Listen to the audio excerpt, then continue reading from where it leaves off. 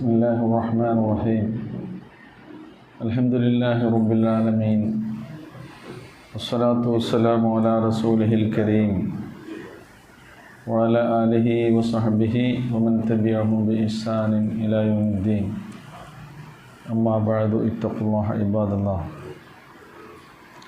പ്രിയമുള്ള സഹോദരീ സഹോദരന്മാരെ, സൂറ നിസാ 127 ആയത്ത് മുതലാണ് നമ്മൾ പഠിക്കുന്നത്.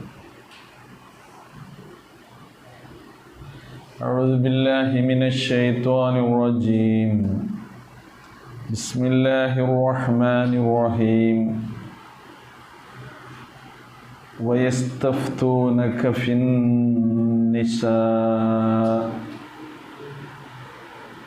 قل الله يفتيكم فيهن وما يتلى عليكم في الكتاب في يتامى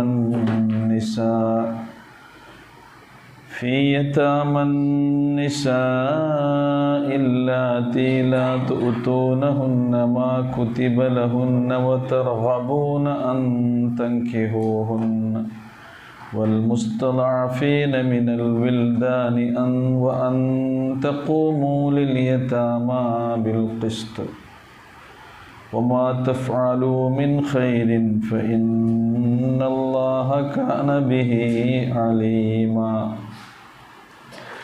وإن امرأة خافت من بعلها نشوزا أو إعراضا فلا جناح عليهما أن يصلحا بينهما صلحا والصلح خير وأحضرت الأنفس الشح وإن تحسنوا وتتقوا فإن الله كان بما تعملون خبيرا.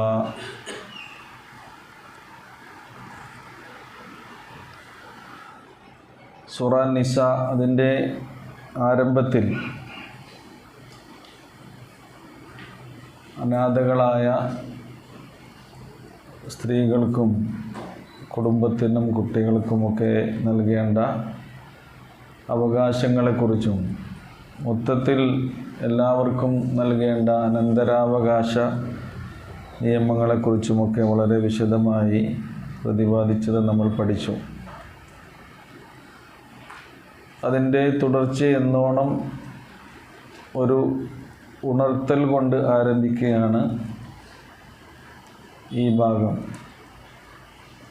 അതാണ് വയസ്തഫ്തൂനക ഫിന്നിസാ എന്ന മുഖവുരയോടുകൂടി ഈ ആയത്ത് ആരംഭിക്കുന്നത്.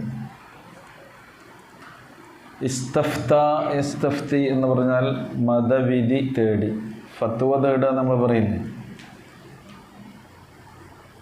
വയസ്തഫ്തൂനക, പ്രവാചകരെ താങ്കളോട് അവർ മതവിധി തേടുന്നു. ഫിന്നിസാ, സ്ത്രീകളുടെ കാര്യത്തിൽ. അപ്പോൾ സ്ത്രീകൾക്ക് എന്തൊക്കെ അവകാശങ്ങളുണ്ട്,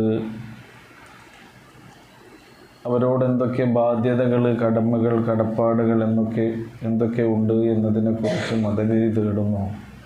രണ്ടാമതും ഇങ്ങനെ അവർ റസൂലിനോട് മതവിധി തേടി വരാനുള്ള കാരണം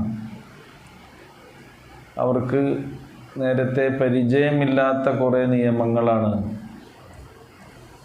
ഈ സൂറയുടെ ആദ്യ ഭാഗത്ത് അല്ലാഹു സുബ്ഹാനഹു വ തആല അവരെ പഠിപ്പിച്ചത്. കാരണം സ്ത്രീകൾക്ക് അനന്തരാവകാശം നൽകുക എന്നൊരു സമ്പ്രദായം തന്നെ പ്രവാചക തിരുമേനി സ്വല്ലല്ലാഹു അലൈഹി വസല്ലം വരുന്നത് വരെ ഉണ്ടായിരുന്നില്ല. മാത്രമല്ല കുട്ടികൾക്കും അനന്തരാവകാശം ഉണ്ടായിരുന്നില്ല. കുട്ടികൾക്ക് ഇപ്പോൾ എന്തിനാ സ്വത്ത് എന്ന നിലയിലായിരുന്നു. എന്നാൽ ഇസ്ലാം അതെല്ലാം തന്നെ പുനഃസ്ഥാപിച്ചു. അപ്പോൾ അതുകൊണ്ട് അവർക്ക് ഒന്നുകൂടി ഈ വിഷയത്തിൽ കൃത്യതയും ബോധ്യവും ഉണ്ടാകാൻ വേണ്ടി പ്രവാചകൻ്റെ അരികിൽ വന്നവരിങ്ങനെ ചോദിച്ച സന്ദർഭത്തിലാണ് റസൂലെ, നിങ്ങളോട് വീണ്ടും അവർ ചോദിക്കുന്നുണ്ട്, അവർക്ക് എന്താണ് അവരുടെ വിഷയത്തിൽ നിങ്ങൾ പഠിപ്പിക്കേണ്ടത് എന്ന് പറഞ്ഞു കൊടുക്കുക. അതാണ് വയസ്തഫ്തൂനക ഫിന്നിസാ, സ്ത്രീകളുടെ കാര്യത്തിൽ അവർ താങ്കളോട് മതവിധി തേടുന്നു. ഐ യത്ലുബൂന മിൻകൽ ഫുത്തിയ, അവർ നിങ്ങളോട് ഫത്വ ചോദിക്കുന്നു എന്നാണ്. ഖുൽ, അവരോട് പറയുക, അല്ലാഹു യുഫ്തീകും ഫീഹിന്ന, അവരുടെ കാര്യത്തിൽ അല്ലാഹു സുബ്ഹാനഹു വ തആല നിങ്ങൾക്ക് ഫത്വ നൽകുന്നു. അപ്പോൾ നബി കൊടുക്കുന്നതും അല്ലാഹ് നൽകിയ ഫത്വ തന്നെയാണ്. അതിൻ്റെ ഒരു ഗൗരവം കൂടി കണക്കിലെടുത്തുകൊണ്ടാണ് അല്ലാഹു സുബ്ഹാനഹു വ തആല ഇങ്ങനെ പറയുന്നത്. അല്ലാഹു യുഫ്തീകും ഫീഹിന്ന ഖുലില്ലാഹു യുഫ്തീകും ഫീഹിന്ന. വേദഗ്രന്ഥത്തിൽ അവരുമായി ബന്ധപ്പെട്ട അഹ്കാമുകൾ, മതവിധികൾ എന്തൊക്കെയാണെന്ന് അല്ലാഹു ഇതാ നിങ്ങൾക്ക് പറഞ്ഞു തരുന്നു. വമാ യുത്ലാ അലൈക്കും ഫിൽ കിതാബ്, ഈ വേദഗ്രന്ഥത്തിൽ നിങ്ങളുടെ മേൽ പാരായണം ചെയ്ത് കേൾപ്പിക്കപ്പെട്ടിട്ടുള്ള വിവരങ്ങൾ, കാര്യങ്ങളിതാ. തലായത്തിലു എന്ന് പറഞ്ഞാൽ പാരായണം ചെയ്തു കേൾപ്പിച്ചു, അല്ലെങ്കിൽ വിവരിച്ചു തന്നു എന്നൊക്കെയാണ്, വിശദീകരിച്ചു തന്നു എന്നൊക്കെയാണ് അതിൻ്റെ അർത്ഥം. വമാ യുത്ലാ അലൈക്കും ഫിൽ കിതാബ്, വേദഗ്രന്ഥത്തിൽ ആരുടെയൊക്കെ കാര്യത്തിലാണ് അല്ലാഹു നിങ്ങൾ സൂക്ഷ്മത പാലിക്കണമെന്ന് പറയുന്നത്? ഫീ യതാമൻ നിസാ, സ്ത്രീകളിൽ നിന്നും അനാഥരായിട്ടുള്ള ആളുകളുടെ കാര്യത്തിൽ നിങ്ങൾ എന്ത് ചെയ്യണം? ശ്രദ്ധിക്കണം. അപ്പോൾ അനാഥ മക്കളെയൊക്കെ സംരക്ഷിക്കാനുള്ള ഉത്തരവാദിത്വം, ചുമതല ഏറ്റെടുത്ത ആൾക്കാരുണ്ടാകും. അങ്ങനെയുള്ള അനാഥകളായ സ്ത്രീകളുടെ കാര്യത്തിൽ, ആ അനാഥകളായ സ്ത്രീകൾ എങ്ങനെയൊക്കെ വരാം? അല്ലാത്തി ലാ തുഅ്തൂനഹുന്ന മാ കുതിബ ലഹുന്ന, അവർക്ക് അല്ലാഹു സുബ്ഹാനഹു വ തആല നിർബന്ധമായും വേദഗ്രന്ഥത്തിൽ നിയമമാക്കിയിട്ടുള്ള ഓഹരികളെ, അവകാശങ്ങളെ നിങ്ങൾ കൊടുത്തിട്ടുണ്ടാവില്ല. അവകാശങ്ങൾ കൊടുക്കാതെ നിങ്ങൾ സംരക്ഷണത്തിന് കഴിയല്ലേ? അപ്പോൾ അങ്ങനെയുള്ള ആ സ്ത്രീകൾ, അനാഥരായ സ്ത്രീകൾ, അതോടൊപ്പം തന്നെ ഇങ്ങനെയുള്ള സ്ത്രീകളും ഉണ്ടാകാം അവരുടെ കൂട്ടത്തിൽ. വത്തർഗബൂന അൻ തൻകിഹൂഹുന്ന, അവരെ വിവാഹം കഴിച്ചാൽ തിരക്കേടില്ല എന്ന് നിങ്ങൾക്ക് ആഗ്രഹമുണ്ടാകും. നിങ്ങളുടെ കീഴിൽ, നിങ്ങളുടെ സംരക്ഷണത്തിൽ കഴിയുന്ന, എന്നാൽ നിങ്ങൾക്ക് വിവാഹം കഴിക്കൽ അനുവദനീയരായിട്ടുള്ള സ്ത്രീകളുണ്ടാകും. അങ്ങനെയുള്ള സ്ത്രീകളുടെ കാര്യത്തിൽ അല്ലാഹു സുബ്ഹാനഹു വ തആല നിങ്ങൾക്കിതാ മതവിധി നൽകുന്നു. ഇനി ആ സ്ത്രീകളുടെ കാര്യത്തിൽ മാത്രമല്ല, നിങ്ങൾ അവകാശങ്ങൾ കൊടുത്തിട്ടില്ലാത്തവരുടെ കാര്യത്തിൽ മാത്രമല്ല, അനാഥകളായ സ്ത്രീകളുടെ കാര്യത്തിൽ മാത്രമല്ല, വൽ മുസ്തദ്അഫീന മിനൽ വിൽദാൻ, ബലഹീനരായ കുട്ടികളുടെ കാര്യത്തിലും ഇതാ അല്ലാഹു സുബ്ഹാനഹു വ തആല നിങ്ങൾക്ക് മതവിധി നൽകുന്നു. വിൽദാൻ എന്ന് പറഞ്ഞാൽ തന്നെ എന്താണ്? കുട്ടികൾ, പ്രായമെത്തിയിട്ടില്ലാത്ത ആളുകൾ മറ്റുള്ളവരുടെ സംരക്ഷണത്തിലും അവരുടെ കീഴിലും അവരുടെ സഹായത്തിനും, അത് സാമ്പത്തികമായ സഹായം മാത്രമല്ല, എല്ലാ തരത്തിലുള്ള സഹായം കുട്ടികളായ ആ വിഭാഗത്തിന് ആവശ്യമുണ്ടായി വരും. അപ്പോൾ അവരുടെയൊക്കെ കാര്യം നിങ്ങൾ എന്ത് ചെയ്യണം? ശ്രദ്ധിക്കണം. കുട്ടികളുടെ, സ്ത്രീകളുടെയും കുട്ടികളുടെയും കാര്യം പ്രത്യേകം എല്ലാ സ്ഥലത്തും ഖുർആൻ എന്ത് ചെയ്യുന്നുണ്ട്? എടുത്ത് പറയണം. കാരണം അവർ ദുർബലരാണ്, അവർ നമ്മുടെ സംരക്ഷണത്തിന് അർഹരായിട്ടുള്ള ആളുകളാണ്. സംരക്ഷിക്കേണ്ട ഉത്തരവാദിത്വവും ബാധ്യതയും നിങ്ങൾക്ക് തന്നെയാണ്. അപ്പോൾ അതിൻ്റെ പ്രാധാന്യമൊക്കെയാണ് അല്ലാഹു സുബ്ഹാനഹു വ തആല ഈ വചനത്തിലൂടെ നമുക്ക് വിശദീകരിച്ചു തരുന്നത്. ഇവരെയൊക്കെ വഅൻ തഖൂമൂ ലിൽ യതാമാ ബിൽ ഖിസ്ത്, അനാഥകളോട് നിങ്ങൾ നീതിയോടുകൂടി വർത്തിക്കണമെന്നാകുന്നു അല്ലാഹു സുബ്ഹാനഹു വ തആല നിങ്ങൾക്ക് നൽകുന്ന മതവിധി. ഇതിൽ അല്ലാഹു സുബ്ഹാനഹു വ തആല നിങ്ങൾക്ക് നൽകുന്ന ഫത്വ എന്താണ്? എല്ലാവരോടും, സ്ത്രീകളോടാണെങ്കിലും കുട്ടികളോടാണെങ്കിലും, അതിൽ അനാഥകളായ സ്ത്രീകളാണെങ്കിലും, അത് നിങ്ങൾ വിവാഹം കഴിക്കാൻ ആഗ്രഹിക്കുന്നവരാണ് എങ്കിലും ഒക്കെ, നിങ്ങൾ തങ്ങൾക്ക് അവകാശപ്പെട്ട അർഹമായ ഓഹരി നൽകിയിട്ടില്ലാത്തവരാണെങ്കിലുമൊക്കെ എന്ത് ചെയ്യണം? അടിസ്ഥാനപരമായി എന്തായിരിക്കണം? വഅൻ തഖൂമു ലിൽ യതാമ ബിൽ ഖിസ്ത്. സ്ത്രീകളോട്, കുട്ടികളോട്, അനാഥകളോട് ഒക്കെ നിങ്ങൾ നീതിയോടുകൂടി വർത്തിക്കണമെന്നാകുന്നു അല്ലാഹു സുബ്ഹാനഹു വ തആല നിങ്ങൾക്ക് നൽകുന്ന മതവിധി. വമാ തഫ്അലൂ മിൻ ഖൈരിൻ ഫഇന്നല്ലാഹ കാന ബിഹി അലീമാ. നിങ്ങൾ എന്ത് നന്മ പ്രവർത്തിക്കുകയാണെങ്കിലും നിശ്ചയമായും അല്ലാഹു സുബ്ഹാനഹു വ തആല അതിനെക്കുറിച്ചൊക്കെ നല്ലവണ്ണം അറിയുന്നവനാകുന്നു. ഇതൊക്കെ അള്ളാഹുവിൻ്റെ നിയമങ്ങളും നിർദ്ദേശങ്ങളും നമ്മൾ നടപ്പിലാക്കേണ്ടതാണ്, പാലിക്കേണ്ടതാണ്, എൻ്റെ ബാധ്യതയാണ്. എൻ്റെ പരലോക വിജയത്തിലേക്ക് എന്നെ നയിക്കുന്ന കാര്യങ്ങളാണിത് എന്ന ബോധത്തോടു കൂടിയായിരിക്കണം നിങ്ങളിതൊക്കെ ചെയ്യേണ്ടത്. എന്ത് ഖൈറും, ഖൈർ എന്നുള്ളത് നോക്കൂ നിങ്ങൾ, അൽ ഖൈർ എന്നല്ല അന്നവിടെ പറഞ്ഞു. എന്താണ് ഖൈർ? വമാ തഫ്അലൂ മിൻ ഖൈരിൻ ഫഇന്നല്ലാഹ കാന ബിഹി അലീമ. ഇതുപോലെയുള്ള പ്രയോഗം പല സ്ഥലങ്ങളിലും ഖുർആനിൽ പറയുന്നുണ്ട്. ഇപ്പോൾ ഹജ്ജിൻ്റെ കാര്യം എടുത്ത് പറയുന്നുണ്ട് അല്ലാഹു സുബ്ഹാനഹു വ തആല, വമാ തഫ്അലൂ മിൻ ഖൈരിൻ യഅലമുഹുല്ലാഹ്. എന്ത് നന്മ നിങ്ങൾ പ്രവർത്തിക്കുകയാണെങ്കിലും അത് ആരറിയുന്നുണ്ട്? അല്ലാഹു സുബ്ഹാനഹു വ തആല അറിയുന്നുണ്ട്. നമ്മുടെ മനസ്സിൽ ഉണ്ടാകുന്ന ഒരു നല്ല വിചാരത്തിന് പോലും അല്ലാഹു സുബ്ഹാനഹു വ തആല നമുക്ക് എന്ത് ചെയ്യും? പ്രതിഫലം നൽകുമെന്ന്. അതൊരു ഖൈറാണ്. നല്ല വിചാരങ്ങൾ ഉണ്ടാകുമ്പോഴാണ് നല്ല പ്രവർത്തനങ്ങൾ മനുഷ്യനിൽ നിന്ന് രൂപപ്പെട്ടു വരിക. വിചാരം ചീത്തയായി കഴിഞ്ഞാൽ പിന്നെ എന്ത് ചെയ്യും? മനുഷ്യന് നല്ല പ്രവർത്തനങ്ങൾ അതിൽ നിന്ന് ഉണ്ടാവുകയില്ല. അപ്പോൾ മനസ്സിൻ്റെ കാര്യം അവസാനം പറയുന്നുണ്ട്. മനസ്സ് പിശുക്കുള്ളതായി തീരാൻ പാടില്ല. മനസ്സെപ്പോഴും ഏത് അവസ്ഥയിലായിരിക്കണം? അത് ഉദാരമായ അവസ്ഥയിലായിരിക്കണം മനസ്സിൻ്റെ വിശാലത എന്ന് പറഞ്ഞാൽ മറ്റുള്ളവരെ നമ്മൾ ഉൾക്കൊള്ളാൻ പാകപ്പെടുക എന്ന പോലെ തന്നെ അത് നല്ലതിന് മാത്രം പ്രൊഡ്യൂസ് ചെയ്യുന്ന ഒരവസ്ഥ മനസ്സിന് ഉണ്ടാകണം. ശരിക്കും നമ്മുടെ ഈമാൻ നമുക്ക് നൽകുന്ന ഏറ്റവും വലിയ ഒരു പ്രചോദനം എന്താണ്? മനസ്സിലെ നല്ല ചിന്തകൾ, നല്ല ആലോചനകൾ, നല്ല വിചാരങ്ങൾ. എപ്പോഴും സ്വന്തത്തെക്കുറിച്ചും കുടുംബത്തെക്കുറിച്ചും സമൂഹത്തെക്കുറിച്ചും നമ്മൾ ബന്ധപ്പെടുന്ന എല്ലാ ആളുകളെക്കുറിച്ചുമുള്ള നന്മകളായിരിക്കണം. നിങ്ങൾ മറ്റുള്ളവരെ കുറിച്ച് എന്തുകൊണ്ട് നന്മ വിചാരിക്കുന്നില്ല എന്ന് ഖുർആൻ ചോദിക്കുന്നില്ലേ?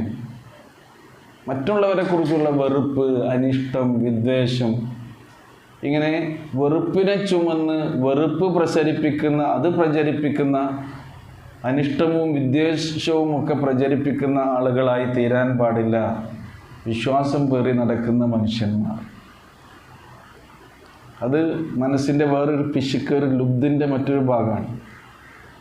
അപ്പോൾ നമ്മൾ സമ്പത്തിൽ മാത്രമല്ല ഔദാര്യം കാണിക്കേണ്ടത്, പിന്നെയോ ചിന്തയിലും ആലോചനയിലും എന്ത് വേണം?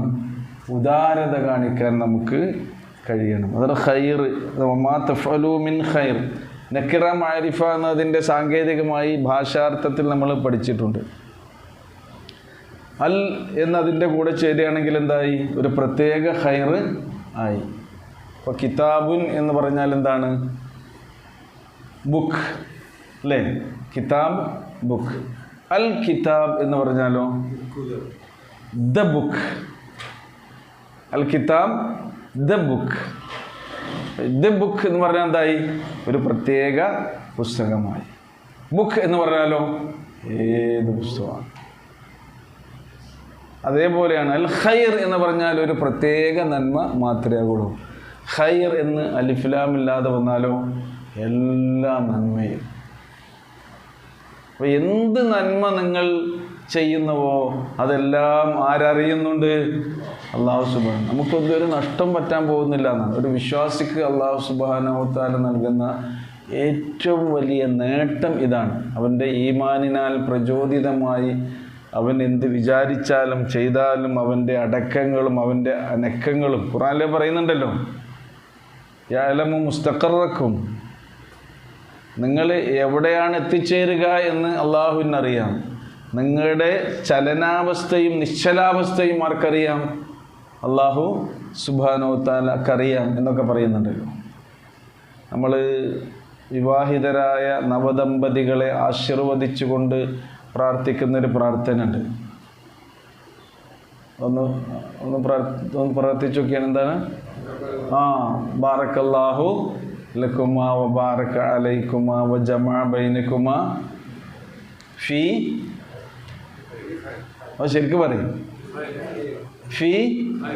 ഫീ ഖൈർ. ഫിൽ ഖൈർ എന്നാരെങ്കിലും പറഞ്ഞു തിരുത്തോണം. അങ്ങനെയാണെങ്കിൽ ഫീ ഖൈർ, നിങ്ങളുടെ ജീവിതത്തിൽ എന്ത് നന്മയായി ഉണ്ടാകുന്നുവോ, അവിടെ അല്ലില്ല, ഫീ ഖൈർ, നിങ്ങളുടെ ജീവിതത്തിൽ നന്മയായി എന്തെല്ലാം ഉണ്ടാകുന്നുവോ അതിലെല്ലാം അള്ളാഹു നിങ്ങളെ ഒരുമിച്ച് കൂട്ടട്ടെ. ആ നന്മയിലൊക്കെ നിങ്ങൾ രണ്ടുപേരും പങ്കാളികളാകട്ടെ എന്നാണ്.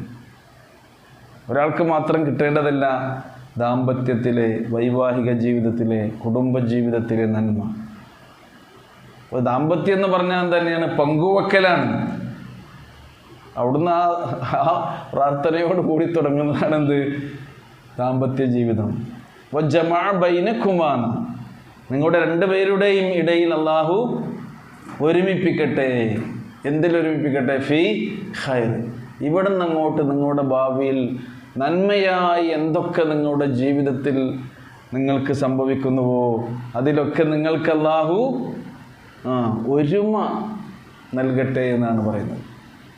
അപ്പോൾ ഈ ഒരുമയാണ്. അപ്പോൾ എല്ലാ നന്മകളും എന്നാണ് അതിൻ്റെ അർത്ഥം. അപ്പോൾ എന്താണെന്നോ, ഈ ആയത്ത് തന്നെ അള്ളാഹു സുബ്ഹാനഹു വ തആല നമുക്ക് പഠിപ്പിച്ചിരുന്നത് അതിൻ്റെ തുടക്കവും അതിൻ്റെ സമാപനവും വളരെ ആലോചനക്ക് നമ്മൾ വിഷയീഭവിപ്പിക്കേണ്ടതാണ്. വമാ തഫ്അലു മിൻ ഖൈരിൻ യഅലം ഫഇന്നല്ലാഹ കാന ബിഹി അലീമാ എന്നാണ് ഇവിടെ പറയുന്നത്. പല സ്ഥലങ്ങളിലും വമാ തഫ്അലു മിൻ ഖൈരിൻ യഅലംഹുല്ലാഹ് എന്ന് ചില സ്ഥലങ്ങളിൽ പറയുന്നുണ്ട്. അതിനെ അള്ളാഹു സുബ്ഹാനഹു വ തആല അറിയുക തന്നെ ചെയ്യും. അപ്പോൾ എന്ത് ചെയ്യാൻ പാടില്ല? ഇപ്പോൾ സ്ത്രീകൾക്ക് അവരുടെ അവകാശങ്ങൾ നിങ്ങൾ നൽകണം. അവിടെ പ്രത്യേകം എടുത്തു പറഞ്ഞല്ലോ, നിങ്ങൾ അവകാശം നൽകിയിട്ടുള്ള ലാ തുഅ്തൂനഹുന്ന മാ കുതിബ ലഹുന്ന. കണ്ടോ? ലാ തുഅ്തൂനഹുന്ന മാ കുതിബ ലഹുന്ന. കുതിബ എന്ന് പറഞ്ഞാൽ, കതബ എന്ന് പറയുന്നത് നിയമമാക്കി. കതബ എന്ന് പറഞ്ഞാൽ മറ്റൊരിടത്ത് എന്താ? നിർബന്ധം ആക്കി. യാ അയ്യുഹല്ലദീന ആമനൂ കുതിബ അലൈക്കുമുസ് സിയാം എന്നുള്ളിടത്ത് എന്താ? അള്ളാഹു നിങ്ങൾക്ക് നിർബന്ധമായും നിയമമാക്കി. അതൊക്കെ രണ്ടർത്ഥമുണ്ട്, നിർബന്ധമാക്കിയെന്നും നിയമമാക്കിയെന്നും അർത്ഥമുണ്ട്. അപ്പോൾ ആ സ്ത്രീകൾക്ക് അള്ളാഹു നിർബന്ധമായും നിയമമാക്കിയിട്ടുള്ള അവകാശങ്ങൾ നിങ്ങൾ കൊടുക്കാത്തതുണ്ടെങ്കിൽ അങ്ങനെയുള്ള സ്ത്രീകളോട് നിങ്ങൾ നീതി പാലിക്കണം എന്ന് പറഞ്ഞാൽ എന്ത് ചെയ്യണം? കൊടുക്കണം. അനാഥരായ സ്ത്രീകളുടെ ചുമതല നിങ്ങൾക്കുണ്ടെങ്കിൽ അവർക്ക് കൊടുക്കേണ്ടത് കൊടുക്കണം. അനന്തരാവകാശം കൊടുക്കാനുള്ള സ്ത്രീകളുണ്ടെങ്കിൽ ആ സ്ത്രീകളല്ലേ, അവർക്ക് എത്രയൊക്കെ കൊടുത്താൽ മതി എന്ന് വിചാരിക്കുന്ന അവസ്ഥ ഉണ്ട്. സ്ത്രീകളെ പണ്ട് മുതലേ അനന്തരാവകാശ സ്വത്തിലും സാമ്പത്തികമായ അവകാശങ്ങൾ വീതം വെക്കുന്നതിലുമൊക്കെ അവഗണിക്കുന്ന ഒരു സമ്പ്രദായം ഉണ്ടായിരുന്നു. ജാഹിലിയ്യ കാലത്ത് അങ്ങനെ ഒരു അവസ്ഥ തന്നെ ഉണ്ടായിരുന്നില്ല. ഇസ്ലാമാണ് എന്ത് ചെയ്തത്? അത് പുനഃസ്ഥാപിച്ചു. അപ്പോൾ നിങ്ങൾക്കിപ്പോൾ എന്താ പറഞ്ഞിട്ടുണ്ടെങ്കിലും നിങ്ങൾക്ക് ഇത്രയൊക്കെ മതി എന്നുള്ള ഈ സ്വത്ത് ഓരി വെക്കുമ്പോൾ, ഞങ്ങളൊക്കെ നാട്ടിൽ ഇവിടെയൊക്കെ വേറെ രീതിയിലാണ് ഭൂമിയും ഭൂപ്രകൃതിയൊക്കെ. ഞങ്ങളുടെ നാട്ടിൽ പറഞ്ഞാൽ മലനാടാണ്. അവിടെ ഉണ്ടാകും, കുന്നുണ്ടാകും, ചെരുവുണ്ടാകും, പാറക്കെട്ടുകളുണ്ടാകും. അതേപോലെ തന്നെ ഈ മുളങ്കാടുകളൊക്കെ ഉണ്ടാകും. മുളങ്കാടിന് ഞങ്ങൾ കയലിക്കുറ്റി എന്നൊക്കെ പറയും. അവിടെ പിന്നെ കൃഷിയും സംഗതിയൊന്നും ഉണ്ടാവില്ല. അപ്പോൾ സ്ത്രീകളാണെങ്കിൽ പാറ ഉള്ള ഭാഗമൊക്കെ അതാർക്ക് ആ സ്ത്രീകൾക്ക് അതൊക്കെ പിന്നെ അവർക്ക് ഓരിയിൽപ്പെടുന്ന രൂപത്തിൽ ഓരി വെക്കുന്നൊക്കെ രീതി ഉണ്ടായിരുന്നല്ല. കൃഷിയുള്ളതും തെങ്ങുള്ളതും അതേപോലെ തന്നെ കവുങ്ങ് പോലുള്ള വരുമാനമുള്ള ഏരിയകളൊക്കെ പുരുഷന്മാർക്കും ഓരി വെക്കും. അപ്പോൾ ശരിക്കും നീതിയോ അനീതിയോ അത് അനീതിയല്ലേ? പക്ഷെ ചില സന്ദർഭങ്ങളിൽ ഈ അനീതി കാണിച്ചാൽ അനീതിക്ക് വിധേയരാകുന്ന ആൾക്കാർ രക്ഷപ്പെട്ട സംഭവം ഉണ്ടായിട്ട്. ഈ പാറയൊക്കെ ഈ കോറികളൊന്നും സാർവത്രികമായി വന്നിട്ടില്ലാത്ത കാലത്ത് ഓരി വെച്ച സ്ഥലം ആ ഓരി കിട്ടിയ സ്ത്രീകളൊക്കെ പിന്നെ പാറ കിട്ടിയതുകൊണ്ട് രക്ഷപ്പെട്ടിട്ടുണ്ട്. പിന്നെന്തായി? അതൊക്കെ പൊട്ടിച്ച് കോറി ലോഡ് കണക്കിന് കല്ലും കൊണ്ട് ലോറികൾ പോയി. താത്താക്ക് ഇപ്പോൾ നമ്മൾ പാറയെ കൊടുത്തത്, നമ്മളിപ്പോൾ കവുങ്ങും തെങ്ങൊക്കെ വില കുറഞ്ഞ് ഒരു കൃഷിയിലെടുത്തൊക്കെ റബ്ബർ വെച്ച് റബ്ബറിന് വില കുറഞ്ഞ്. അപ്പോൾ ആരടിച്ചു മാറി? പഠിച്ചവൻ്റെ ഒരു സംഗതിയാണത്. അത് മനസ്സിലേക്കാണ് പഠിച്ചവൻ നോക്കുന്നത്. അപ്പോൾ പഠിച്ചവനതിന് വേറെ വഴി കാണണത്. അപ്പോൾ അത് വേറെ വിഷയമാണ്. അപ്പോൾ നോക്കൂ, ഇങ്ങനെ ഈ എല്ലാ രംഗത്തും നിങ്ങൾ എന്ത് ചെയ്യണം? നീതി പാലിക്കണമെന്നാണ് അല്ലാഹു സുബ്ഹാനഹു വ തആല വിശദീകരിച്ചിട്ടുള്ളത്. അപ്പോൾ ഈ അനാഥ സംരക്ഷണത്തിൻ്റെ സന്ദർഭത്തിലൂടെ പറഞ്ഞല്ലോ, നിങ്ങൾ വിവാഹം കഴിക്കാൻ ആഗ്രഹിക്കുന്നവരായ സ്ത്രീകളുണ്ടാകും. അപ്പോൾ വിവാഹം കഴിക്കാൻ ആഗ്രഹിക്കുന്ന സ്ത്രീകളെ ചിലപ്പോൾ അവരുടെ സൗന്ദര്യവും അവരുടെ വൈരൂപ്യവും അവരുടെ ശാരീരികമായ ശേഷിയും ശാരീരികമായ അവരുടെ ദുർബലതയും അതേപോലെ തന്നെ അവരുടെ സ്വഭാവ ഗുണങ്ങളും അവരുടെ സ്വഭാവ ദൂഷ്യങ്ങളും ഇതൊക്കെ ആയിരിക്കും മനുഷ്യനെ എന്ത് ചെയ്യുക? അവരെ സ്വീകരിക്കാനും അവരെ നിരാകരിക്കുവാനുമൊക്കെ ഉള്ള വഴികളായി മനുഷ്യൻ കാണുന്നു. സ്വാഭാവികം അങ്ങനെ തന്നെയല്ലേ? വൈരൂപ്യം ആരെങ്കിലും ആഗ്രഹിക്കുമോ? ഇല്ല. സ്വഭാവ ദൂഷ്യം ആരെങ്കിലും ആഗ്രഹിക്കുമോ? ശാരീരിക ബലഹീനത ആരെങ്കിലും ഇഷ്ടപ്പെടുമോ? അതേപോലെ തന്നെ അതേപോലെയുള്ള കാര്യങ്ങൾ. അപ്പം അങ്ങനെയുള്ള കാര്യങ്ങളിൽ ഇതൊക്കെ ഉണ്ടാകുക എന്നുള്ളത് എന്താണ്? സ്വാഭാവികമായും മനുഷ്യർക്ക് അവർക്കിടയിൽ അല്ലാഹു സുബ്ഹാനഹു വ തആല നൽകുന്ന അവരുടെ ദൗർബല്യങ്ങളാണ്, അവരുടെ ബലഹീനതകളാണ്, അവരുടെ അവശതകളാണ്. അപ്പോൾ ഇങ്ങനെയൊക്കെയുള്ള കാര്യങ്ങൾ ഉണ്ടെങ്കിലും എന്ത് ചെയ്യാൻ പാടില്ല? നിങ്ങൾ അവരെ ഈ വിഷയത്തിൽ അവരെ സംരക്ഷിക്കുന്ന കാര്യത്തിൽ അടിസ്ഥാനപരമായി അവർക്ക് കൊടുക്കേണ്ട ഭക്ഷണം, വസ്ത്രം, താമസ സൗകര്യം. ഭക്ഷണം, വസ്ത്രം, താമസ സൗകര്യം ഇത് മനുഷ്യൻ്റെ അടിസ്ഥാന ആവശ്യങ്ങളാണ്. പിന്നെ രോഗം വന്നാൽ ചികിത്സിക്കുക, മറ്റു കാര്യങ്ങളൊക്കെ. അതായത് സുരക്ഷിതത്വം ആണായാലും പെണ്ണായാലും കുട്ടികളായാലും അവർക്ക് അനുഭവിക്കുന്ന ഒരു അവസ്ഥ ഉണ്ടാകണം. അങ്ങനെ ഒരു ഷെൽട്ടർ നിങ്ങൾ നൽകണം എന്നാണ് ഈ ആയത്തിലൂടെ അല്ലാഹു സുബ്ഹാനഹു വ തആല നമുക്ക് നൽകുന്ന മതവിധി. അത് നിങ്ങൾ പാലിക്കണം എന്നാണ് ഇതിലുള്ള നിർദ്ദേശം. ആയത്തൊന്ന് ഓതി നോക്കൂ.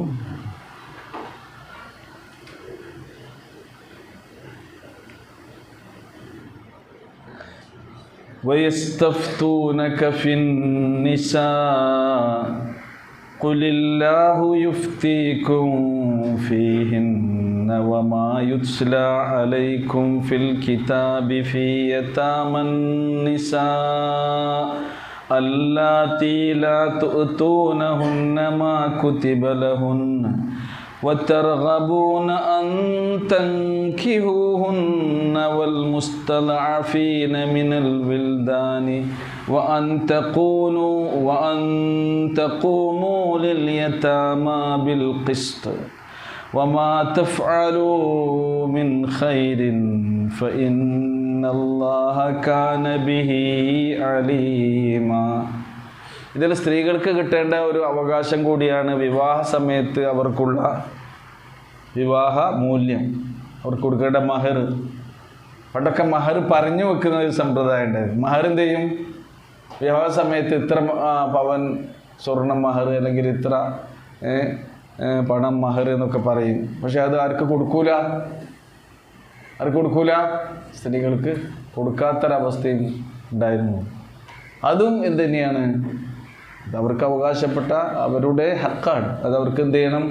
നിങ്ങൾ കൊടുക്കുക തന്നെ വേണം എന്നൊക്കെ. ഇത്തരം ഒരുപാട് കാര്യങ്ങൾ. ഇനി അടുത്തായിട്ട് നോക്കൂ.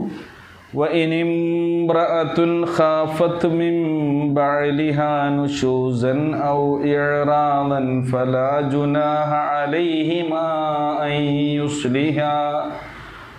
അൻ യുസ്ലിഹ ബൈനഹുമാ സുൽഹ, ഏതെങ്കിലും ഒരു സ്ത്രീ, വ ഇൻ ഇംറഅത്തുൻ, ഇനി ഏതെങ്കിലും ഒരു സ്ത്രീ, ഖാഫത്ത്, അവൾ ഭയപ്പെട്ടാൽ, മിൻ ബഅലിഹ, തൻ്റെ ഭർത്താവിൽ നിന്ന്. ബഅൽ എന്ന് പറഞ്ഞാൽ എന്താണ്? ഭർത്താവ്. സൗജ് എന്ന് പറഞ്ഞാലോ ഇണ. സൗജ് ആണും പെണ്ണും ആകാം കേട്ടോ. ബഅൽ എന്ന് പറഞ്ഞാൽ ഭർത്താവ്. നുഷൂസൻ, വല്ല പിണക്കമോ, ഔ ഇഅറാദൻ, അല്ലെങ്കിൽ വല്ല അവഗണനയോ ഭയപ്പെടുകയാണെങ്കിൽ, തൻ്റെ ഭർത്താവിൽ നിന്ന് പിണക്കമോ അവഗണനയോ ഭയപ്പെടുന്ന സ്ത്രീ. അപ്പോൾ ഏത് കാര്യങ്ങളൊക്കെ ഉണ്ടാകാം ഈ അവഗണനയും പിണക്കമൊക്കെ ഉണ്ടാകുക? നേരത്തെ നമ്മൾ പറഞ്ഞ സ്വാഭാവികമായും മനുഷ്യനിൽ ഉണ്ടായേക്കാവുന്ന ദൗർബല്യം അല്ലേ? ഒരു സൗന്ദര്യക്കുറവ് എന്നുള്ളത് ഒരു പുരുഷൻ്റെയോ സ്ത്രീയുടെയോ കാരണത്താൽ ഉണ്ടാകുന്നൊരു സംഗതിയാണോ? മാത്രമല്ല, സൗന്ദര്യം എന്നുള്ളത് ആപേക്ഷികവുമാണ് അല്ലേ? അൽ ജമാലി ഇലാഫി. സൗന്ദര്യം എന്താണ്? ആപേക്ഷികമാണ്. എനിക്ക് സൗന്ദര്യമുള്ളതായി തോന്നുന്ന ഒരു കാര്യം വേറൊരാൾക്ക് സൗന്ദര്യമുള്ളതായി തോന്നണം എന്നില്ല. അങ്ങനെ തന്നെയല്ലേ? ഞാൻ പറയുന്നതിന് ശരികേടുണ്ടോ? ഇല്ല. അപ്പോൾ സൗന്ദര്യവും ആപേക്ഷികമാണ്. എന്നാൽ ചില കാര്യങ്ങളൊക്കെ എന്തുണ്ടാകും? വസ്തുതാപരമായി എല്ലാവർക്കും ബോധ്യപ്പെടുന്നതുണ്ടാകും. അതിലാണിപ്പോൾ ഈ കഴിവുകേട്, ദൗർബല്യം എന്ന് പറയുന്നത്. അപ്പോൾ സ്ത്രീകളിൽ പ്രസവിക്കുന്ന സ്ത്രീകളുണ്ടാകും, പ്രസവിക്കാൻ കഴിയാത്ത സ്ത്രീകളുണ്ടാകും. പുരുഷന്മാരിലും അത് കഴിവുകേടുള്ളവരുണ്ടാകും. വന്ധ്യത എന്നുള്ളത് രണ്ടു കൂട്ടരിലും ഉണ്ടാകും. അപ്പോൾ പിണക്കമുണ്ടാകാനുള്ള കാരണങ്ങൾ പലതും ആകാം. അതുകൊണ്ടാണ് ഏതെങ്കിലും ഒരു സ്ത്രീ തൻ്റെ ഭർത്താവിൽ നിന്ന് അവൾ ഭയപ്പെട്ടാൽ എന്നാണ് പറയുന്നത്. വൈൻ ഇംറഅത്തുൻ ഖാഫത്ത് മിൻ ബഅലിഹ നുഷൂസൻ, പിണക്കം ഭയപ്പെടുകയാണെങ്കിൽ, ഔ ഇഅറാദൻ, അല്ലെങ്കിൽ അവഗണനയെ ഭയപ്പെടുകയാണെങ്കിൽ, അപ്പോൾ എന്ത് ചെയ്യാം? അള്ളാഹു അതിന് ഇങ്ങനെയുള്ളൊരവസ്ഥക്കൊരു സൊല്യൂഷൻ, എന്താണ് അതിൻ്റെ പരിഹാരം പഠിച്ചവൻ പറഞ്ഞു തരുന്നത്? ഫലാ ജുനാഹ അലൈഹിമാ, അവർ രണ്ടുപേരുടെയും പേരിൽ കുറ്റമില്ല ഇങ്ങനെ ചെയ്യുന്നതിന്. എന്ത്?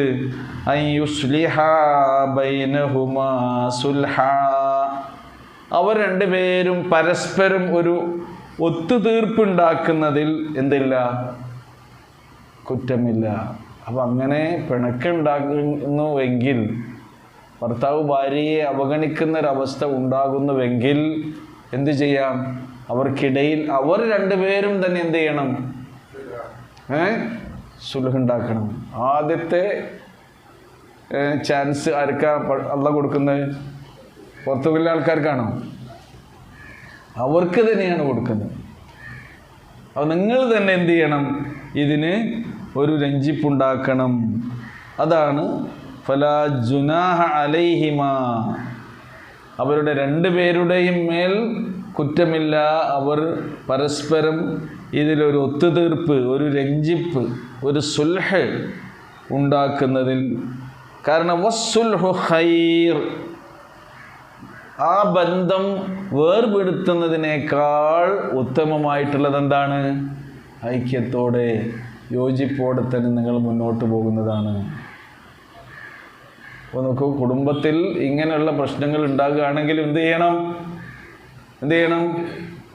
ഈ ബന്ധം മുറിക്കാതെ തന്നെ നിങ്ങൾ ഒരുമിച്ച് രണ്ടുപേരും കൂടിയാലോചിച്ചൊരു രഞ്ജിപ്പുണ്ടാക്കി പോകുന്നതാണ് എപ്പോഴും നല്ലത് എന്നാണ് അല്ലാഹു സുബ്ഹാനഹു വ തആല പറയുന്നത്. സൂറ ബഖറയിൽ 228-ാമത്തെ ആയത്തിൽ ഈ കുടുംബ ജീവിതവുമായി ബന്ധപ്പെട്ട കാര്യങ്ങൾ പഠിച്ചപ്പോൾ നമ്മൾ പഠിച്ചിട്ടുണ്ട്.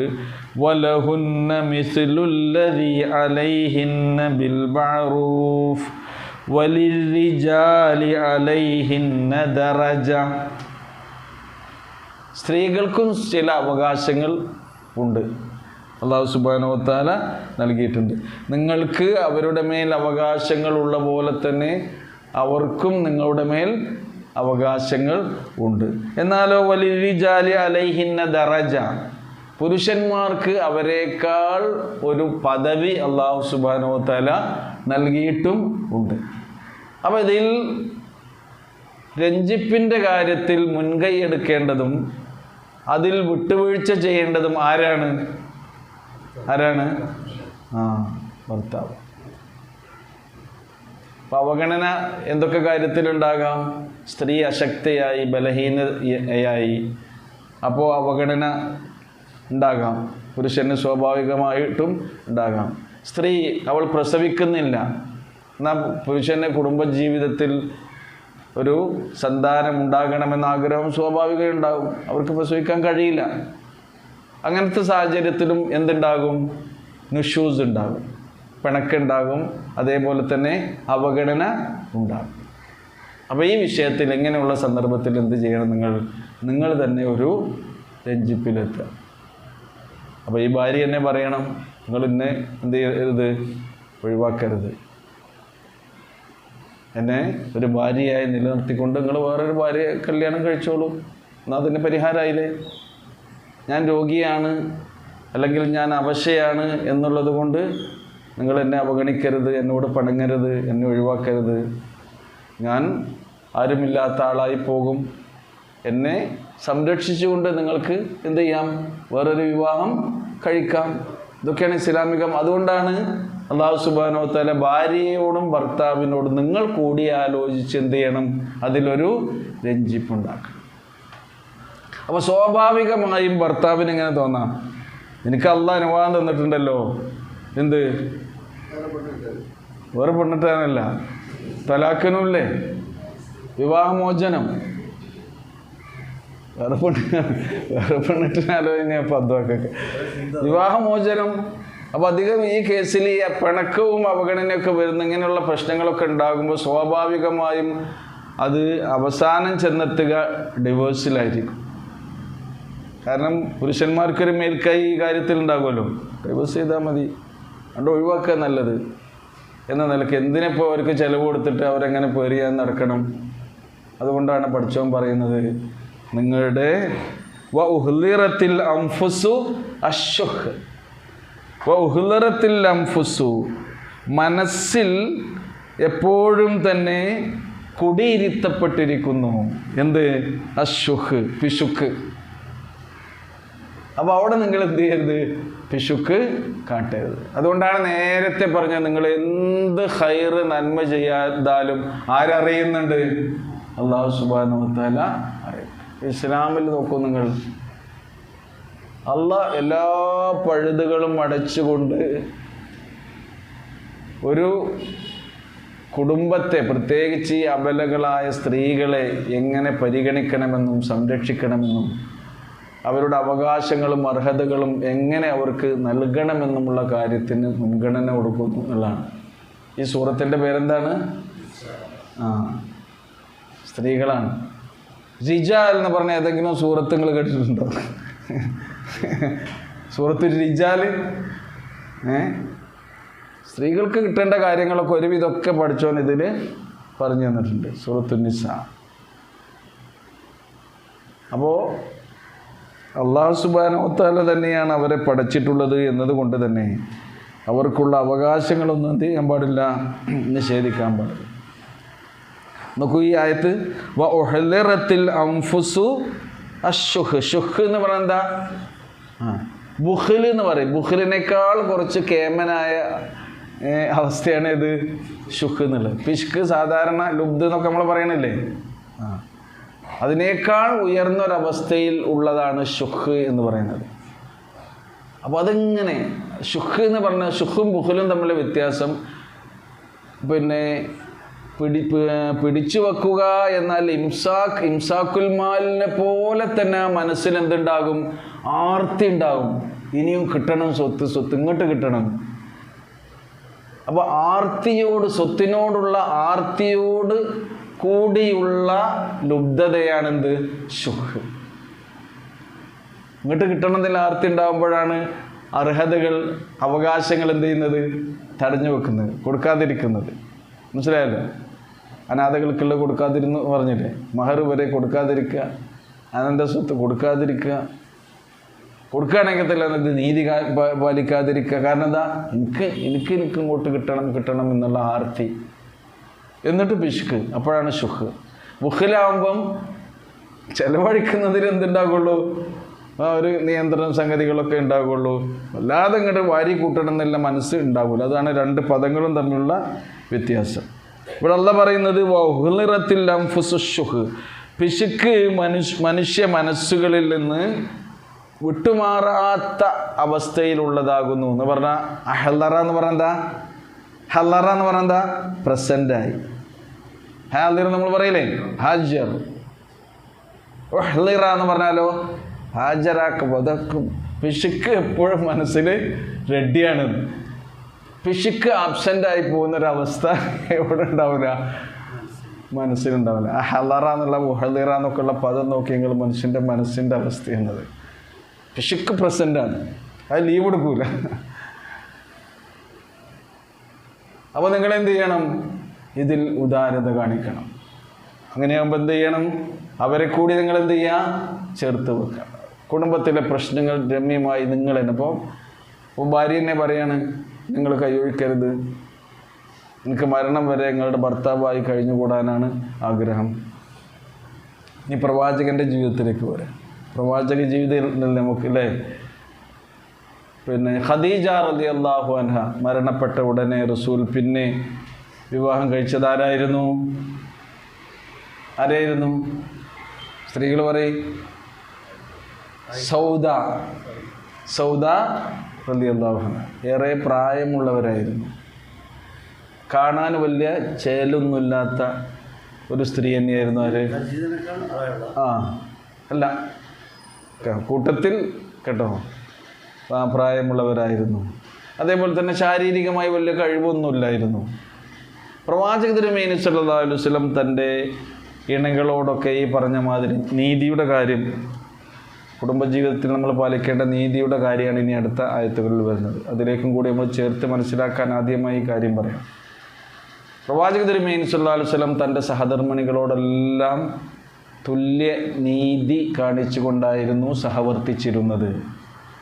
അവർക്ക് ചെലവിന് കൊടുക്കുന്ന കാര്യമാണെങ്കിലും അവരുടെ ഇഷ്ടാനിഷ്ടങ്ങൾ പരിഗണിക്കുന്നിടത്ത് വരെ റസൂലുള്ളാഹി സ്വല്ലല്ലാഹു അലൈഹി വസല്ലം എന്ത് ചെയ്തിരുന്നു? വളരെ മുൻഗണന കൊടുത്തിരുന്നു. എല്ലാവർക്കും ഉള്ളതാണ് പറയുന്നത്. നബിക്കൊരു ആശയം അതുപോലെ തന്നെ സൗദി മാത്രമായിരുന്നില്ലല്ലോ. നബിൻ്റെ ജീവിതം ആദ്യം നമ്മൾ പഠിക്കുക, എന്നിട്ട് നമ്മളെ ജീവിതമായിട്ട് പിന്നെ നമ്മൾ താരതമ്യപ്പെടുത്തിയാൽ മതി. അതുകൊണ്ടാണ് പിന്നെ സൂറത്തു തഹരീമിലെ ആദ്യ വചനങ്ങളൊക്കെ അവതീർണമായത് നമുക്കറിയാലോ അല്ലേ.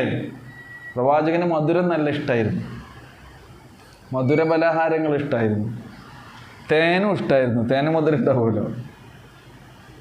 അങ്ങനെ പ്രവാചക തിരുമേനി സല്ലല്ലാഹു അലൈഹി വസല്ലം തേൻ കൊടുക്കുന്ന, മധുരം കൊടുക്കുന്ന സ്ത്രീകളുടെ അടുത്ത് പോയി ഇങ്ങനെ അവരിൽ നിന്ന് മധുരം സ്വീകരിക്കുന്നുണ്ട് എന്ന് അറിഞ്ഞപ്പോൾ, ചില ഭാര്യമാരറിഞ്ഞപ്പോൾ അവർക്ക് ഇഷ്ടപ്പെട്ടില്ല. അങ്ങനെ അവർ ഇത് പിന്നെ കഴിച്ചുകൊണ്ട് റസൂൽ ഇവരുടെ അരികിൽ വന്നപ്പോൾ, നബിയെ നിങ്ങളെന്താ ഒരു മഗാഫിറിൻ്റെ വാസന എന്ന് പറഞ്ഞു. തേൻ കുടിച്ചാൽ നബി വരുന്നേ. അപ്പുറത്ത് പോയി തേൻ കുടിച്ച് നബി ഇവിടെ വന്നപ്പോൾ, നിങ്ങളെന്തോ ഒരു വാസന ഉണ്ടല്ലോ, അരോചകമായൊരു ഗന്ധമുണ്ടാക്കുന്ന ഒരു സംഗതിയാണ്. അറബികളിങ്ങനെ വായിലിട്ട് ചവക്കുന്ന ഒരു പശ, ഒരു മരത്തിൻ്റെ പശ പോലുള്ള സാധനമാണിത് മഗാഫിർ. ഞാൻ മഗാഫിറൊന്നും ഞാൻ ഉപയോഗിച്ചിട്ടില്ല. സ്മോക്ക് ചെയ്യുന്ന ആളുകൾ അടുത്ത് വരുമ്പോൾ അത് നമുക്ക് അറിയാലോ അല്ലേ. അതേപോലെ ഇതിങ്ങനെ കടിച്ച് ചവക്കുന്ന, അവർ കടിച്ച് ചവച്ചിരുന്നൊരു സാധനമാണ്. ഞാൻ തേൻ കുടിച്ചതാണ് കുറച്ച്. അങ്ങനെയാണെങ്കിൽ ഞാൻ തേൻ കുടിക്കൂല എന്ന് ആര്? റസൂൽ. എൻ്റെ വാസന ഇഷ്ടമല്ലെങ്കിൽ ഞാൻ ഇനി തേൻ തന്നെ കുടിക്കണം. അപ്പോൾ നോക്കി നബിൻ്റെ മനസ്സ് അതാണ്. ഈ വാസന അവർക്ക് അരോചകമായി തോന്നുകയാണെങ്കിൽ തേനല്ല ഇപ്പോൾ ഞാൻ കുടിച്ചത്, അതിൻ്റെ വാസന അവർക്ക് ഇഷ്ടമല്ലെങ്കിൽ ഞാൻ തേൻ തന്നെ കുടിക്കൂല. അപ്പോൾ അള്ളാഹ് ഇടപെട്ട് തേനെ പഠിച്ചോൻ അനുവദനീയമാക്കിയൊരു സംഗതിയല്ലേ. അള്ളാഹിൻ്റെ റസൂലിന് തേൻ കുടിക്കൂല പറഞ്ഞാൽ ചില ആൾക്കാർ സുന്നത്താൽ തീരെ ജീവിതത്തിൽ തേൻ കുടിക്കാക്കും. ഖുർആനോ തേനീച്ച എന്ന് പറഞ്ഞൊരു പിന്നെ സൂറയുണ്ട്, അതിൻ്റെ സംഗതികളൊക്കെ പറയുന്നുണ്ട്. ആളുകൾക്ക് പിന്നെ ഒരു സിദ്ധ ഔഷധമായി അള്ളാഹ് ഉണ്ടാക്കിയ ഒരു സാധനമാണത്. ഹറാമാകാൻ പാടില്ല. അപ്പോൾ അല്ലാഹ് ആയത്തിറക്കി, യാ അയ്യുഹൻ നബിയ്യു ലിമ തുഹർരിമു മാ അഹല്ലല്ലാഹു ലക് തബ്തഗി മർളാത അസ്വാജിക്. നിങ്ങളുടെ സഹധർമ്മിണികളുടെ സംപ്രീതി നേടാൻ വേണ്ടി അല്ലാഹ് ഹലാലാക്കിയ ഒരു വസ്തുവിനെ എന്തിനാണ് നബി നിങ്ങൾ ഹറാമാക്കുന്നത്? പാടില്ല. അല്ലാഹു ഗഫൂറുർ റഹീം. അങ്ങനെ ശപഥം ചെയ്തിട്ടുണ്ടെങ്കിൽ എന്ത് ചെയ്യണം? നിങ്ങളത് പിൻവലിക്കണം, അതിന് പ്രായശ്ചിത്തം കൊടുക്കണം എന്ന് പറഞ്ഞു. അടിമയെ മോചിപ്പിക്കണം, അല്ലെങ്കിൽ സാധുക്കൾക്ക് ഭക്ഷണം കൊടുക്കണം, അല്ലെങ്കിൽ 3 ദിവസം നോൽമ്പ് വിൽക്കണം. നബി അതിൽ മുന്തിയ തന്നെ ചെയ്തു. എന്ത് ചെയ്തു?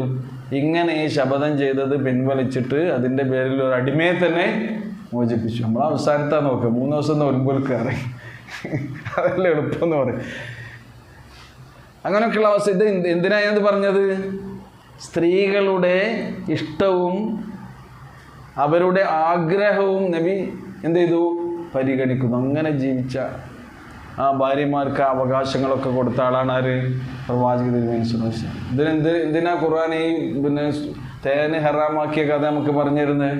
എന്തിനു വേണ്ടിയാണ്? ഭാര്യമാരുടെ ഇഷ്ടം നമ്മൾ എന്ത് ചെയ്യണം? സ്വീകരിക്കണം, ഹറാമാക്കണ്ട കേട്ടോ. അല്ലാത്തതൊക്കെ എന്ത് ചെയ്യണം? നമ്മളവിടെ പരിഗണിക്കും. സൗദാ ബീവിയിലേക്ക് തന്നെ വരാം. അപ്പോൾ നബി ദിവസങ്ങളും എന്ത് ചെയ്തു? അവർക്കിടയിൽ ഡിവൈഡ് ചെയ്ത് കൊടുത്തു ഓരോ ദിവസം. എന്നാലും അവർ രാപ്പാർക്കാനുള്ള ദിവസങ്ങൾ ഓരോരുത്തർക്കും എന്ത് ചെയ്യും? ഡിവൈഡ് ചെയ്ത് കൊടുക്കും. എന്നാൽ എല്ലാ ദിവസവും റസൂൽ കരീം സ്വല്ലല്ലാഹു അലൈഹി വസല്ലം എല്ലാ വീടുകളിലും എത്തും. എല്ലാ ദിവസവും. ഇന്നൊരു ദിവസമാണെങ്കിൽ എല്ലാ ഭാര്യമാരുടെയും വീട്ടിലെത്തും. അത് മിക്കവാറും ഒരു അസ്ർ നമസ്കാരത്തിന് ശേഷം മഗ്‌രിബിൻ്റെ ഇടയിൽ എന്ത് ചെയ്യും? എല്ലാ വീടും. നബിയുടെ വീടുകൾ മസ്ജിദുൻ നബവിക്ക് ചുറ്റും തന്നെയായിരുന്നു. ഇപ്പം മദീനത്ത് പോയാൽ അവിടെ ഒരു എക്സിബിഷൻ നടത്തുന്നുണ്ട്. നിങ്ങൾ കണ്ടവർ എത്ര പേരുണ്ടായില്? മദീനയിൽ ഒരു എക്സിബിഷൻ നടക്കും. എനിക്ക് തോന്നുന്നു 2 കൊല്ലമായി അവിടെ ഉണ്ടായിട്ട്. റസൂൽ കരീം സ്വല്ലല്ലാഹു അലൈഹി വസല്ലമയുടെ കാലഘട്ടത്തിലുണ്ടായിരുന്ന മദീന അവിടെ എന്ത് ചെയ്തിട്ടുണ്ട്? അത് അവിടെ ചിത്രത്തിലല്ല, അതിൻ്റെ എന്തായാലും പറയാം, അതിൻ്റെ രൂപം തന്നെ അവിടെ ഉണ്ടാക്കി വെച്ചിട്ടുണ്ട്. മസ്ജിദുൻ നബവി, അന്നത്തെ മസ്ജിദുൻ നബവി. നബിയുടെ വീട് എവിടെയായിരുന്നു? അതിൽ ആയിഷ റളിയല്ലാഹു അൻഹയുടേത്, സൗദാ ബീവിൻ്റെത്, ഓരോ പത്നിമാരുടെയും വീട് അതിൻ്റെ യഥാർത്ഥ സ്ഥാനം അന്നുണ്ടായിരുന്നത് പോലെ നമുക്ക് നേരിൽ ഇങ്ങനെ കാണാം. അപ്പോൾ എല്ലാ വീടുകളിലും ഇങ്ങനെ കയറി ഇറങ്ങും റസൂലുള്ളാഹി സ്വല്ലല്ലാഹു അലൈഹി വസല്ലം. അവരോടൊക്കെ ആ സ്നേഹവും കുശലവും അന്വേഷണവും ഒക്കെ നടത്തിയിട്ടാണ് വരിക.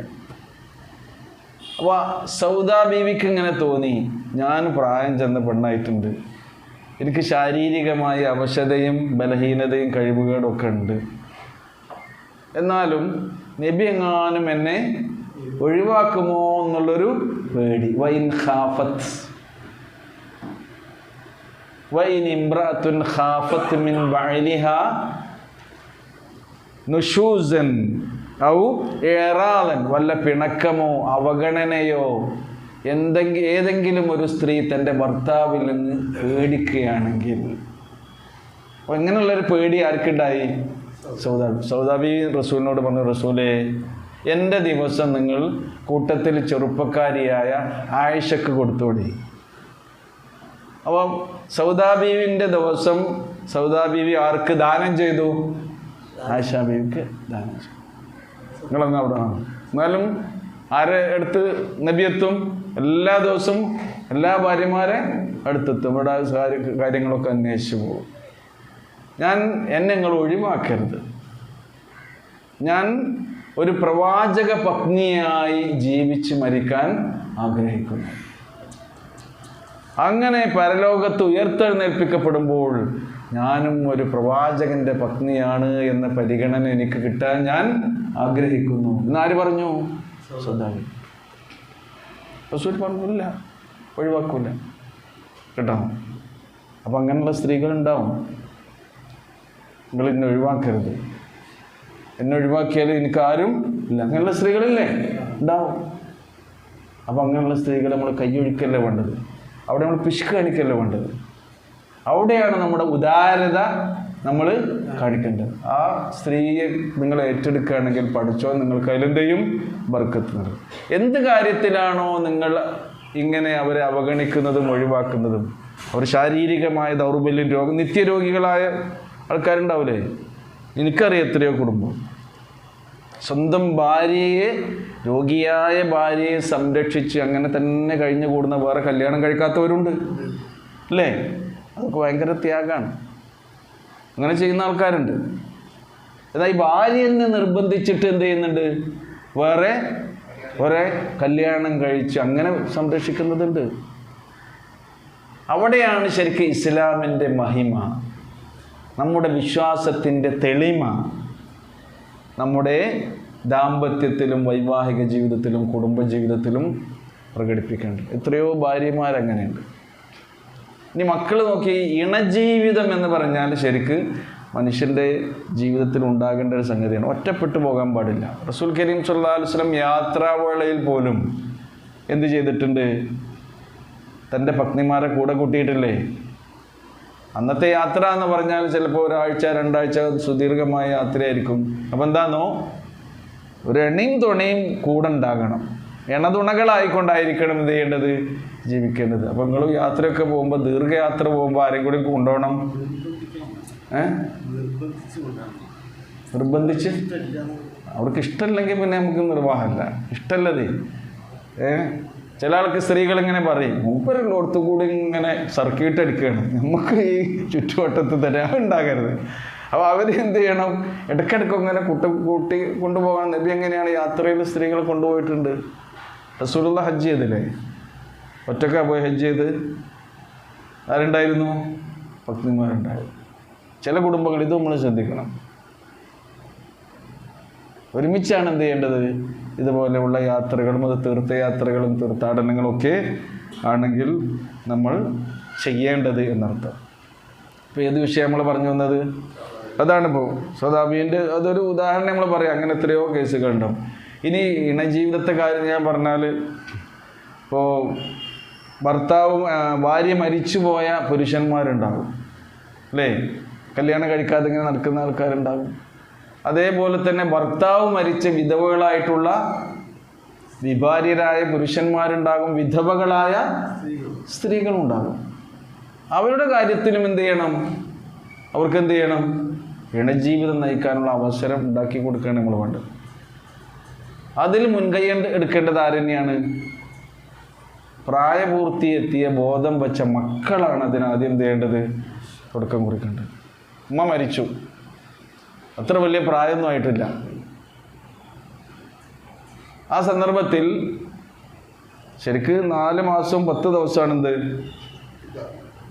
ഇദ്ദാകാലം എന്തിനാ വെച്ചത്? ഇദ്ദ വെച്ചത് എന്തിനാണ്? ഈ മരിച്ചുപോയ വ്യക്തിയിൽ ഈ സ്ത്രീക്ക് എന്തില്ല? ഗർഭമില്ല എന്നൊക്കെ അറിയാനും, അതേപോലെ തന്നെ അതൊരു പിരീഡ് നിലനിൽക്ക് പഠിച്ചവൻ നമുക്ക് നൽകിയതാണ്. ആ സമയത്ത് പോലും രണ്ടാമതൊരു വിവാഹത്തെക്കുറിച്ച് ആലോചിക്കുന്നതിനോ വ്യംഗ്യമായ നിലക്ക് സൂചന നൽകുന്നതിനോ സ്ത്രീകൾക്ക് വിരോധമല്ല. ഭർത്താവ് മരിച്ച സ്ത്രീക്ക് ഈ 4 മാസം 10 ദിവസം ഇദ്ദാകാലം ഉണ്ടല്ലോ, ആലോചിക്കാം. ആ സ്ത്രീക്ക് അതിനെക്കുറിച്ച് ചിന്തിക്കാം, ഒരു പുനർവിവാഹത്തെക്കുറിച്ച് ചിന്തിക്കാം. അപ്പോഴല്ലേ ഇങ്ങനെ വ്യംഗ്യമായ സൂചന കൊടുക്കുള്ളൂ. നേർക്ക് നേരെ ഡയറക്റ്റായിട്ട് വ്യക്തമായിട്ട് പറയാൻ പാടില്ല എന്നുള്ളൂ. അല്ലാത്ത വ്യംഗ്യമായ സംഗതികളൊക്കെ ഈ വിഷയത്തിൽ നമുക്കറിയാലോ. എങ്ങനെയൊക്കെ പറയാം. ഖുർആൻ്റെ ആയത്താണ് ഒരു സ്ത്രീക്ക് എന്ന് പറഞ്ഞാൽ എന്താ? വേറൊരാളുമായിട്ട് സംസാരിക്കുന്നതിനോ കാണുന്നതിനോ വിരോധമല്ല എന്നല്ലേ? എന്നിട്ടാണ് ഈ ടീമിനെ, ഈ സ്ത്രീകളെ, സാധുക്കളെ ആരും കാണാത്ത അറയിൽ അടച്ചിട്ട് കൂട്ടുന്നത്. ആരും സംസാരിക്കാനും അങ്ങനെ സംഗതി ഇസ്ലാമിലില്ല. ഇദ്ദാകാലം ചില ഏരിയകളിലൊക്കെ കണ്ടിട്ടുണ്ട്. ഇപ്പം അടുത്ത് ഞാൻ കണ്ട സ്ഥലമാണ്. ഒരു യാഥാസ്ഥിക കുടുംബമാണ്. ഭർത്താവ് മരിച്ചു പോയി, ഭാര്യ വിധവയായി. എൻ്റെ ഭാര്യയും കൂടി വന്നിരുന്നു, ഞങ്ങൾ പോയിരുന്നു ആ വീട്ടിൽ. അപ്പോൾ ആദ്യം ചെയ്തത് മയ്യിത്തണ്ട് എടുത്ത ഉടനെ തന്നെ സ്ത്രീകൾ ഈ വിധവയായ സ്ത്രീയെ പൊതിഞ്ഞിട്ട് തലയിൽ എണ്ണ വെച്ചിട്ട് കുളിമുറിക്ക് കൊണ്ടുപോവുകയാണ്. എന്തിന്? കുളിപ്പിക്കാൻ. എന്നിട്ട് പിന്നെ വെള്ള ഡ്രസ്സ് എടുത്തിട്ട് ഇനി ഇവിടെ ഇരുന്നു 4 മാസം 10 ദിവസം അനങ്ങണ്ട ഈ അറയിൽ ഇരുത്തണം. അങ്ങനെ സമ്പ്രദായം ഇസ്ലാമിലില്ല. അവർക്കുള്ള അവകാശങ്ങളൊക്കെ കൊടുക്കണം. എന്ത് മാത്രമേ ഇതിൽ വിലക്കിയിട്ടുള്ളൂന്നോ, നിങ്ങൾ അണിഞ്ഞൊരുങ്ങി ആഭരണങ്ങൾ ധരിച്ച് ആഡംബരത്തോടുകൂടി പുറത്തിറങ്ങാൻ പാടില്ല. 5 നേരം പള്ളിയിൽ പോയി നിസ്കരിക്കുന്ന സ്ത്രീയാണെങ്കിൽ അടുത്ത വക്തിന് തന്നെ പള്ളിയിൽ പോയി ജമാഅത്തായിട്ട് നിസ്കരിച്ചു വരുന്നതിന് എന്തില്ല? വിരോധമില്ല. ശരഈയായ അവരുടെ ഹാജത്തുകൾ നിർവഹിക്കുന്നതിന് പുറത്തിറങ്ങുന്നതിന് എന്തില്ല? വിരോധമില്ല. എന്നിട്ട് പറയാം, വമിനൽ ഹവായിജി ശരഈയ അസ്സലാത്തു ഫിൽ മസ്ജിദ്. സ്ത്രീകളുടെ ശരഈയായ ആവശ്യങ്ങളിൽപ്പെട്ടതാണ് പള്ളിയിൽ നിന്ന് നമസ്കരിക്കുക എന്നുള്ളത്. അതൊക്കെ നിഷേധിക്കുകയാണ് കൗം. അങ്ങനെ ഒരു സംഗതി എന്താ ചെയ്യാൻ പാടില്ല, ഉണ്ടാകാൻ പാടില്ല. അപ്പോൾ ഇത് അറിവില്ലായ്മ കൊണ്ടും ഇങ്ങനെയുള്ള പ്രശ്നങ്ങൾ സംഭവിക്കും. അപ്പോൾ നോക്കൂ, ഇതാണ് ഫലാ ജുനാഹ അലൈഹിമാ അൻ യുസ്ലിഹാ ബൈനഹുമാ സുൽഹ. ഞാനീ പറഞ്ഞുകൊണ്ടുവന്നത് മക്കൾ വരെ സ്വന്തം ഉമ്മാക്ക് വിവാഹം ആലോചിക്കുന്ന അവസ്ഥയിലേക്ക് സമൂഹം ഉയർന്നു. വിധവയായ ഉമ്മാക്ക് ഒരു അത്താണിയും ഒരു ഇണയും തുണയും ഉണ്ടാക്കി കൊടുക്കേണ്ട ബാധ്യത ആർക്കുണ്ട്? മുതിർന്ന ആൺമക്കൾക്കുണ്ട്. വല്ലാതെ ചിന്തിക്കണം, ഉമ്മ ഇങ്ങനെ ആകാൻ പാടില്ല എന്നുള്ളത്. നേരെ മറിച്ചും ബാപ്പാക്കും ഉമ്മ മരിച്ചു പോയാൽ ബാപ്പക്ക് പിന്നെ തോന്നുന്നുണ്ടോ? ഇല്ല. അപ്പോൾ തൻ്റെ ജീവിതകാലത്ത് ഒരു തുണയില്ലാതെ കഴിഞ്ഞു കൂടുന്നൊരവസ്ഥ ആർക്കുണ്ടാകാൻ പാടില്ല? ബാപ്പാക്ക് ഉണ്ടാകാം. ആരായാലും മുൻകൈ എടുക്കേണ്ടത്? ആരാ മുൻകൈ എടുക്കേണ്ടത്? മക്കളാണ്. ഇത് സാധു കുടുംബങ്ങളൊക്കെ ഇത് നടക്കണേ നമുക്ക് കാണാൻ കഴിയും. വല്ലാതെ സമ്പത്തൊന്നും ഇല്ലാത്ത കുടുംബങ്ങളിൽ എന്തുണ്ടാകും? എത്രയോ ഇത് മക്കൾ തന്നെ മുൻകൈ എടുത്തിട്ട് ബാപ്പാക്ക് ഒരു വിവാഹമൊക്കെ കഴിപ്പിച്ചു കൊടുക്കും. സമ്പത്ത് കൂടുന്നതിനനുസരിച്ച് എന്ത് ചെയ്യും? ഈ ചിന്ത കുറയും. കാരണം 8-1 പോണത്. 200 ഏക്കറിൻ്റെ 8-1 എത്രയാ? കല്യാണം കഴിച്ചു കൊടുത്താലേ 200 ഏക്കറയാണ്. അതിൻ്റെ 8-1 ആണ് കൊടുക്കേണ്ടി വരും ഉമ്മാക്ക്. പാപ്പാൻ ഞങ്ങൾ പൊന്നുപോലെ നോക്കിക്കൊണ്ട് കയറിയിട്ട് പാപ്പൻ അതല്ല, ഒറ്റക്കിടാൻ പാടില്ല. ഇണയായിട്ടാണ് മനുഷ്യൻ കഴിയേണ്ടത്. മനുഷ്യൻ ഭൂമിയിൽ ജീവിതം ആരംഭിച്ചത് ഇണകളായിക്കൊണ്ടാണ്. അള്ളാഹ് നമുക്ക് നമ്മുടെ ജീവിതത്തിൽ നിശ്ചയിച്ചിട്ടുള്ള സുന്നത്താണ്. അപ്പോൾ ആ കാര്യങ്ങളൊക്കെ അതിൻ്റെ അടുക്ക ഹുദറത്തിൽ അംഫുസു അശ്ശുഹ.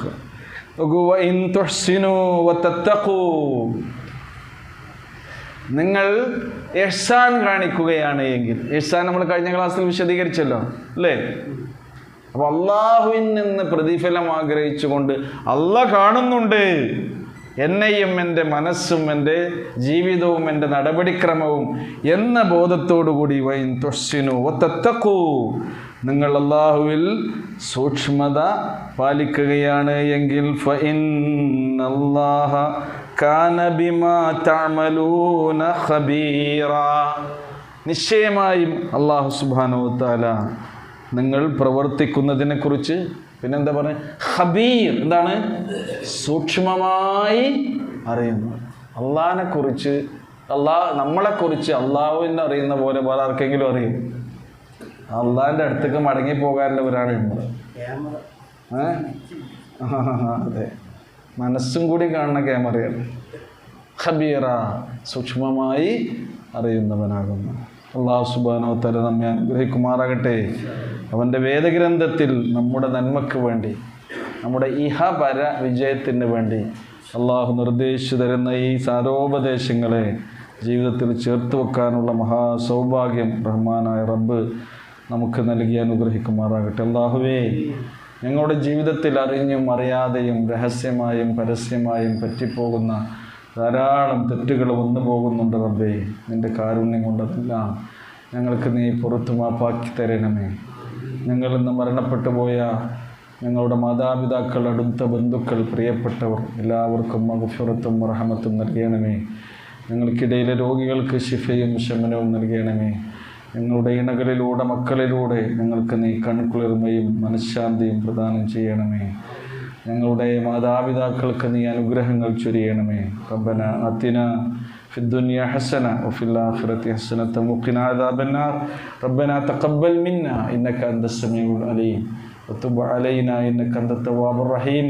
വസല്ലല്ലാഹു തആല അലാ ഖൈരി ഖൽഖിഹി മുഹമ്മദിൻ വഅലാ ആലിഹി വസഹ്ബിഹി അജ്മഈൻ. സുബ്ഹാന റബ്ബിക റബ്ബിൽ ഇസ്സത്തി അമ്മാ യസിഫൂൻ വസലാമുൻ അലൽ മുർസലീൻ വൽഹംദുലില്ലാഹി റബ്ബിൽ ആലമീൻ. വലൈക്കും അസ്സലാം.